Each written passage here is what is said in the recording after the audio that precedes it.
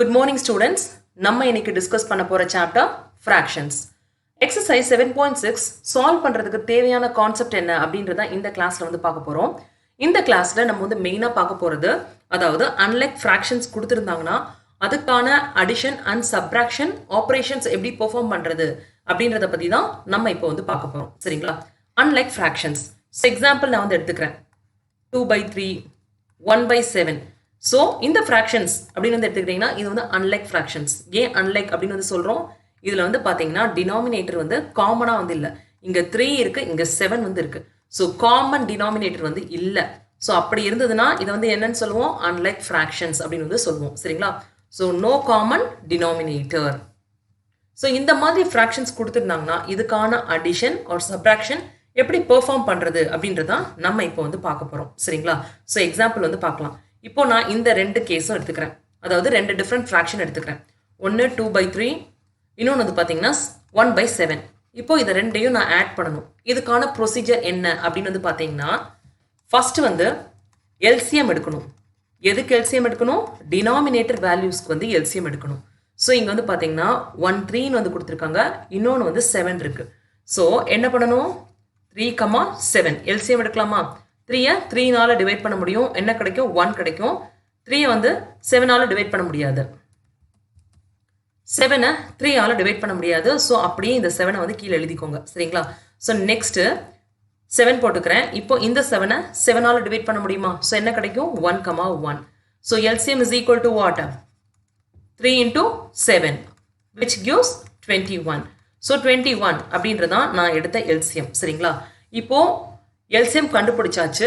Second step என்ன பார்த்தீங்கன்னா அதாவது கொடுத்துருக்க ஃப்ராக்ஷன்ஸை வந்து லைக் ஃப்ராக்ஷன்ஸாக கன்வெர்ட் பண்ணணும். சரிங்களா?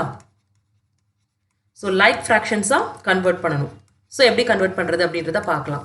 இப்போது எல்சிஎம் 21 அப்படின்னு வந்து கண்டுபிடிச்சாச்சு. இப்போ நான் ஃபர்ஸ்ட் ஃப்ராக்ஷன் வந்து எடுத்துக்கிறேன். 2/3 இங்கே கொடுத்துருக்காங்களா, இதை அப்படியே வந்து எடுத்துக்கிறேன்.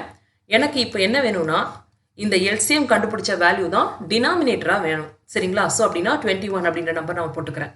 இப்போ 3-ஓட எந்த நம்பரை மல்டிப்ளை பண்ணால் 21 என்ன கிடைக்கும்? 3 இன்டூ இங்கே இன்னொரு இருக்குது பார்த்தீங்களா, அதை அப்படியே வந்து போட்டுக்கோங்க இன்னொரு நம்பரை. So 3 7s are 21. அதே மாதிரி மேலே என்ன பண்ணணும்? கீழே நீங்கள் மல்டிப்ளை பண்ணுறதுனால மேலேயும் அதே நம்பரோட மல்டிப்ளை பண்ணணும். அப்படின்னா 2 into 7. 2 7s are 14. ஸோ இதை எப்படி எழுதலாம்னா 14/21. சரிங்களா? ஸோ இது வந்து ஒரு ஃப்ராக்ஷன். அடுத்து இப்போ செகண்டை நான் வந்து எடுத்துக்கிறேன். 1/7. ஸோ இதை லைக் ஃப்ராக்ஷனாக கன்வெர்ட் பண்ணணும்னா எனக்கு என்ன வேணும்? டினாமினேட்டர் 21 அப்படின்ற நம்பர் வந்து வேணும். 7-ஓட எந்த நம்பரை மல்டிப்ளை பண்ணிங்கன்னா 21 கிடைக்கும்? அதாவது வேற ஃப்ராக்ஷனில் இருக்க நம்பரை வந்து மல்டிப்ளை பண்ணால் கிடைக்கும். சரிங்களா? So 7 3s are 21. அதே மாதிரி மேலேயும் நம்ம மல்டிப்ளை பண்ணணும்ல 1 into 3. ஸோ என்ன கிடைக்கும்? 1 into 3 3 கிடைக்கும். So that is equal to 3/21. So இப்போ வந்து பார்த்தீங்கன்னா அதாவது ஏற்கனவே கொடுத்துருந்த ரெண்டு ஃப்ராக்ஷனை நம்ம வந்து லைக் ஃப்ராக்ஷன்ஸாக வந்து கன்வெர்ட் பண்ணியாச்சு. இதுக்கப்புறம் என்ன பண்ணுங்க?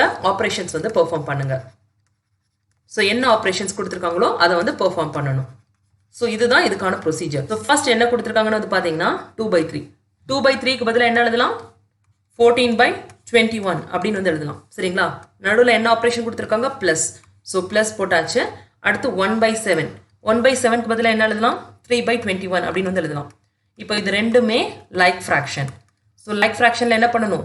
டினாமினேட்டரை காமனாக வந்து இருக்கிறத எழுதிக்கணும். அதுக்கப்புறம் மேலே என்ன கொடுத்துருக்காங்களோ அந்த ஆப்ரேஷன்ஸ் பெர்ஃபார்ம் பண்ணணும். அதாவது 14 + 3. 14 + 3 என்ன கிடைக்கும்? 17 கிடைக்கும். So 17/21 is the answer.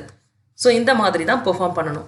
இதே இது இங்கே மைனஸ் சைன் கொடுத்துருந்தாங்கன்னா அந்த இங்கே ப்ளஸ் சைனுக்கு பதிலாக நம்ம மைனஸ் மட்டும் யூஸ் பண்ணணும். அவ்வளோதான். ப்ரொசீஜர் எல்லாமே அதே சேம் ப்ரொசீஜர் தான். சரிங்களா? ஸோ இதை அப்ளை பண்ணிவிட்டு எப்படி ப்ராப்ளம் சால்வ் பண்ணுறது அப்படின்றத இப்போ பார்க்கலாம். வாவ்! எல்லாம் நல்லா இருக்குங்க. ஆனா எப்படிங்க வாங்குறது நான் இத? அப்படின்னு கேக்குறீங்களா? ரொம்ப ஈஸிங்க. www.edu.kaikoru.com இல்ல வெப்சைட்ஸ்ல போயிட்டு கைகோர் எஜுகேஷன் அப்படின்னாலும் எங்க வெப்சைட் வந்துரும். அதுல ஈஸியா நீங்க பே பண்ணி வாங்கிக்கலாம். அது மட்டும் இல்லைங்க, அமேசான்லயும் இருக்கும். அமேசான் லிங்க் நாங்க வந்து இந்த வீடியோ டிஸ்கிரிப்ஷன்ல போடுறோம். அமேசான்ல போயிட்டு சமச்சீர் கல்வி கைகோர் எஜுகேஷன்னு டைப் பண்ணாலும் எங்களோட ப்ராடக்ட் வந்துரும். லோயஸ்ட் ப்ரைஸ்ல ரொம்ப ஈஸியா கத்துக்க கைகோர் எஜுகேஷன்.